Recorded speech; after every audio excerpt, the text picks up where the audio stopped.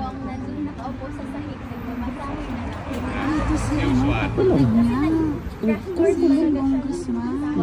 So, sabi niya, he's so tiny, pero he has a big heart for shopping. So, ayun, pagpasok ko, nagmamasahe sa papa namin si Manong Kulong, and then si VP naman, she was briefing him sa mga updates sa mga kailangan ng malaman. So, we talked a bit about politics, and then syempre last interest nabi ni VP about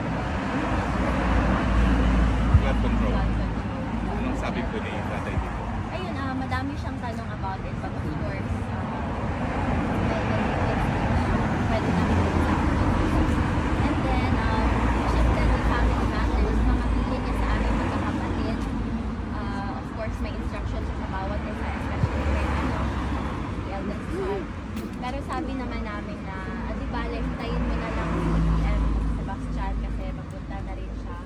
And so, you can instruct us na sa mga bilin mo sa amin.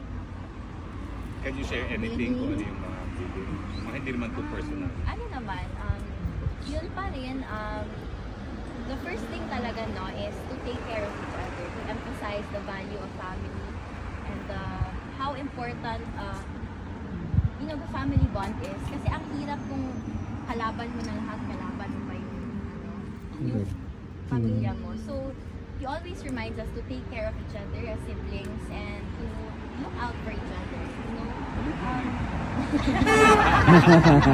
Uy, ang kay wala ka ligo na po drone kay sabayan na si Papa para ganado siya kay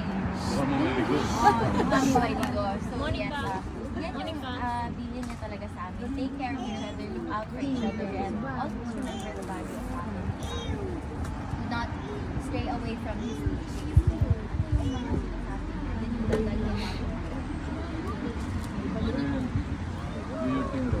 Do my thing.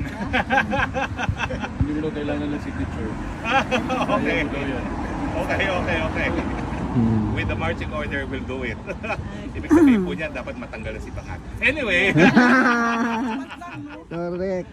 Okay. Anyway, meron kayong mga tanong? Monica. Well, kung wala po, as usual, they are dying to have your pictures. And let's give priority muna ngayon to the first-timers. Kami! First-timers. Taga-Sweden. Everyone can have a picture later, pero unahin lang natin yung first-timers.